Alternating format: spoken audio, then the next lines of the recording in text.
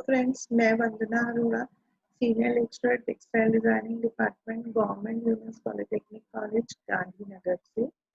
आज हम single jersey fabric पढ़ेंगे।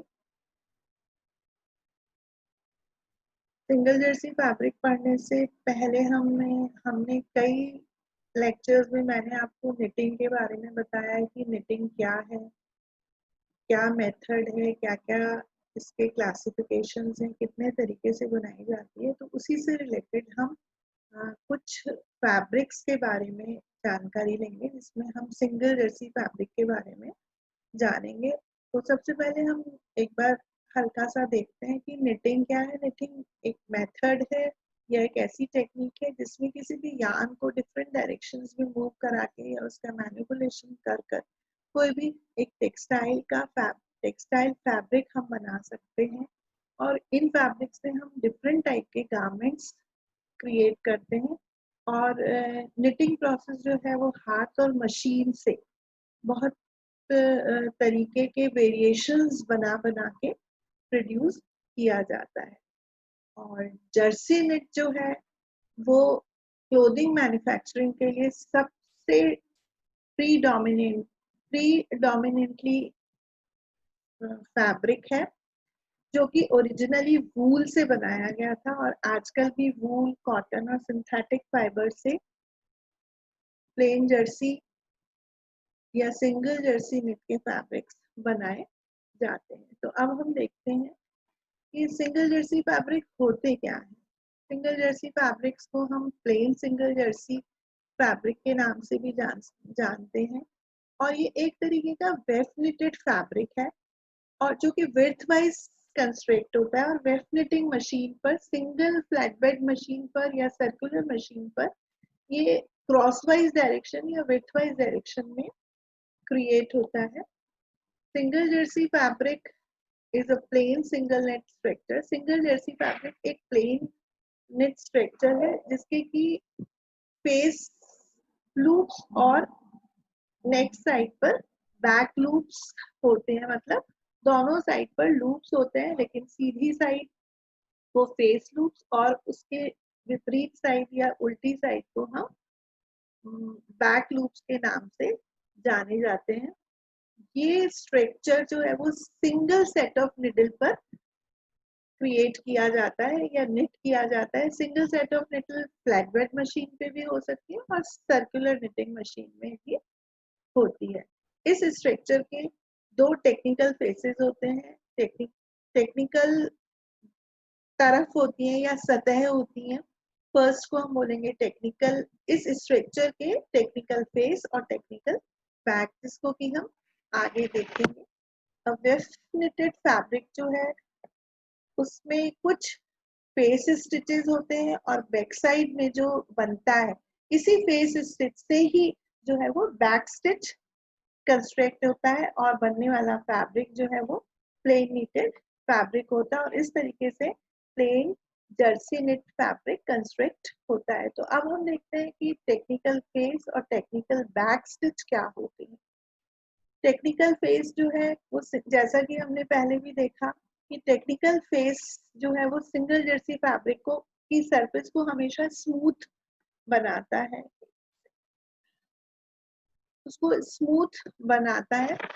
और निडल के हेड पर लूप जो बनता है वो वी शेप में या लैग्स फॉर्म में बनता है। और इस तरीके से फैब्रिक की सरफेस पर वेल्स बनती हैं या वी शेप का कंस्ट्रक्शन वेल्स बनता है। और इसी, देखिए ये है स्ट्रक्चर, ये है, ये वी शेप का कंस्ट्रक्शन है। ऐसे पूरे फैब्रिक्स पर जो है वो वी शेप या वेल्स का कंस्ट्रक्शन है। इसी तरीके से हम टेक्निकल बैक देखते हैं, बैक की तरफ देखते हैं। यदि टेक्निकल बैक हम देखते हैं तो निडल लूप्स पर, निडल के हेड पर लूप्स बनते हैं और सिंकर पर जो है वो लूप्स बनते हैं। और इन लूप्स के इंटरलॉकिंग से कुछ कॉलम्स बनते हैं जो कि बैक पार्ट बनाते हैं। और ये जो कॉलम्स हैं वो सेमी सर्कल्स होते हैं। और इस तरीके से फैब्रिक का वो पार्ट जो है वो टेक्निकल बैक कहलाता है। देखिए ये टेक्निकल बैक है, ये टेक्निकल बैक है, ये वाला पार्ट जो है वो टेक्निकल बैक है। मतलब ये कोर्सेज या सेमी सर्कल्स जो हैं वो क्रिएट हो रहे हैं बैक पार्ट में। ये इन वेल्स से ही बनते हैं। ये वेल्स के पिछले हिस्से को यदि हम देखें तो ये पिछला हिस्सा जो कि टेक्निकल बैक कहलाता है। अब आगे हम देखते हैं कि ये सिंगल जर्सी फैब्रिक है। देखिए यदि हम इस फैब्रिक को गौर से देख रहे हैं तो इसका फ्रंट पार्ट है ये, जिसपे कि ये वेल्स जो कि वी शेप में क्रिएट हो रही है। मतलब ये टेक्निकल फेस है और ये हम यदि हम देखते हैं तो ये सिंगल जर्सी का बैक पार्ट है जो कि टेक्निकल बैक है। ये इसमें सेमी सर्किल क्रिएट हो रहा है। नेक्स्ट हम देखते हैं characteristics and features of single Jersey fabrics. Face side और बैक साइड दोनों अंतर होता है जो कि हमने पहले देखा। फैब्रिक जो है वो दोनों तरफ से या कर्ल होता है। वेल्स जो है वो फैब्रिक के फ्रंट साइड पर या फेस साइड पर बहुत आसानी से विजिबल होते हैं और फैब्रिक जो है वो विड्थ वाइज डायरेक्शन में बहुत अच्छे से एक्सटेंशन होता है उसका, या उसकी एक्सटेंसिबिलिटी विड्थ वाइज डायरेक्शन में बहुत ज्यादा होती है, जो कि करीब ट्वाइस देन लेंथ, जो कि लंबाई से दुगनी होती है।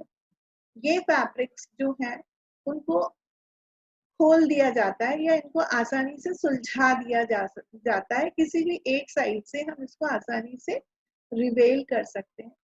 इस फैब्रिक की जो थिकनेस है वो यूज लिए गए यार्न के डायमीटर से दुगनी बनती है और वन सीरीज ऑफ निडल्स इसमें काम में ली जाती है। नेक्स्ट हम इसी को कंटिन्यू करते हैं।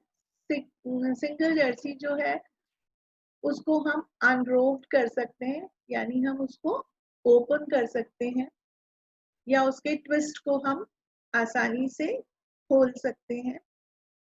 और ये फैब्रिक जो है वो बॉडी में बहुत कंफर्टेबल फील कराते हैं और फ्रीडम मूवमेंट के लिए जो है वो बहुत आसानी से ये मूवमेंट देते हैं और ये अपनी शेप को वापस ओरिजिनल पोजीशन में आ जाते हैं। यानी कि रिटेंशन की क्वालिटी या कैरेक्टरिस्टिक इनका बहुत अच्छा होता है। क्रीज रिकवरी इनकी बहुत अच्छी होती है और एक्सीलेंट ड्रेप की एबिलिटी होती है।